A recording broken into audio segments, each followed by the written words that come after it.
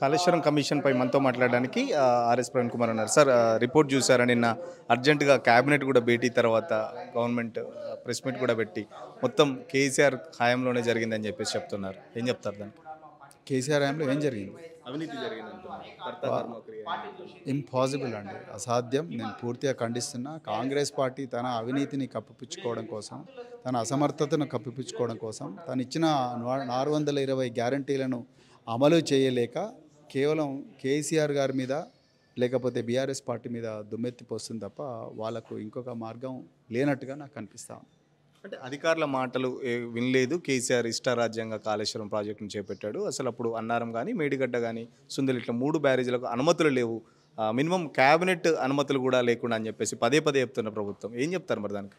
హరీష్ రావు గారు ఈరోజు చాలా చక్కగా ప్రజెంటేషన్ ఇచ్చింది కదా, అసెంబ్లీలో పెట్టమంటున్నారుగా. ఆ నివేదికను అసెంబ్లీలో పెట్టండి, అసెంబ్లీలో డిస్కస్ చేద్దాం. ఎవరి ప్రాజెక్టులకు అనుమతులు ఉన్నాయి, మీ కొడంగల్ నారాయణపేటకు అనుమతి ఉన్నదా, లేకపోతే కాళేశ్వరం ప్రాజెక్టుకు అనుమతి ఉన్నదా, ఎలాంటి అనుమతులు ఎక్కడెక్కడి నుంచి వచ్చినాయి, డేటాతో సహా మా దగ్గర ఉంది, అసెంబ్లీలో పెట్టమని అంటున్నారు ఆయన కూడా. సో అసెంబ్లీలో పెట్టడానికి ఎందుకు భయపడుతున్నాడు ముఖ్యమంత్రి? బహిరంగ చర్చకు ఎందుకు రావట్లేదు? మరి ఆ కేటీఆర్ గారు కూడా మనం పిలిచింది బహిరంగ చర్చకు ఎందుకు రావడం లేదు కాంగ్రెస్ పార్టీ నాయకులు?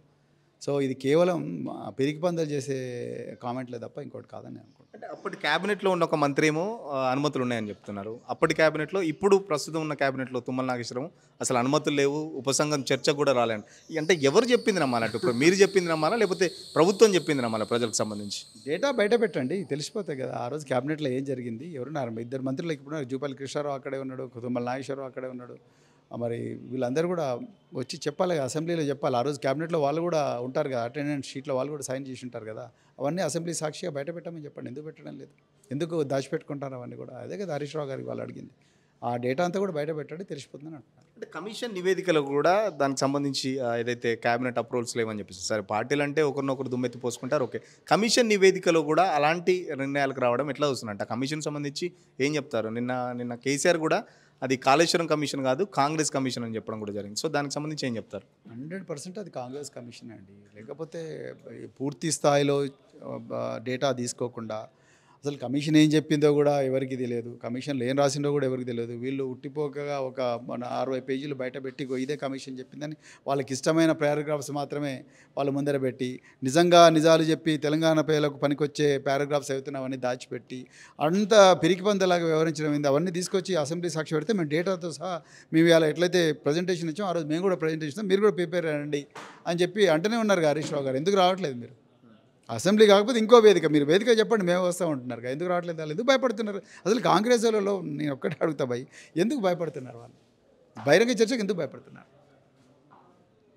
అసెంబ్లీ తర్వాత అరెస్టులు కూడా ఉంటాయని చెప్పేసి అన్ని పక్షాలతోని మాట్లాడి దానికి సంబంధించి చర్యలు ఉంటాయని చెప్తున్నారు. మీడియాలో కూడా త్వరలో అరెస్టులు అని చెప్పేసి కూడా వార్తలు వస్తున్నాయి. దానికి సంబంధించి ఏం చెప్తారు? ఒకవేళ కేసీఆర్ కానీ లేకపోతే హరీష్ రావు కానీ అరెస్ట్ జరిగితే బీఆర్ఎస్ పార్టీ స్టాండ్ ఏంటిది? కార్యకర్తల పరిస్థితి ఏంటి? ఆ పరిస్థితి ఉత్పన్నం కానే కాదు. అంతకన్నా ముందు రేవంత్ రెడ్డి గారు అరెస్ట్ అవుతారని నేను అనుకుంటున్నాను. 100% టెలిఫోన్ ట్యాపింగ్ కానీ ఇంకా రకరకాల దానిలో ఇరుక్కున్నాడు ఆయన. రేవంత్ రెడ్డి అరెస్ట్ అవుతాడు అంతే తప్ప కేసీఆర్ గారు, హరీష్ రావు గారు ఇంకెవరు కూడా అరెస్ట్ కారు. అరెస్ట్ చేయాల్సిన తప్పు ఏది కూడా అరెస్ట్ చేసేంతటి తప్పు ఎవరు కూడా చేయలేదు. తెలంగాణ ప్రజల ప్రయోజనాల కోసమే ఈ పార్టీ రాత్రింబవళ్ళు పనిచేసింది. 14 సంవత్సరాలు పోరాడింది. అధికారంలోకి వచ్చిన తర్వాత కూడా ఆ ప్రయోజనాలే పరమావధిగా పాలన చేసిండు తప్ప వాళ్ళ సొంత ఆస్తులు ఎవరు కూడా పెంచుకోలేదు. ఇదిలా ఉంటే మీ జిల్లాకు చెందిన మాజీ ఎమ్మెల్యే గువ్వల బాలరాజు పార్టీలోకి చేంజ్ కావడం, మరొక్కసారి మళ్ళీ బీజేపీ బీఆర్ఎస్ విలీనం అంటూ వార్తలు కూడా వినబడుతున్నాయి. ఏం చెప్తారు దానికి? బీజేపీలోకి బీఆర్ఎస్ పార్టీ ఎప్పుడూ విలీనం కాదు. ఆ అవసరం బీఆర్ఎస్ పార్టీకి లేదు. బీజేపీ వచ్చి కేసీఆర్ గారి కాళ్ళ మీద పడ్డా కేసీఆర్ గారు వాళ్ళని రానివ్వరు. ఇంపాసిబుల్.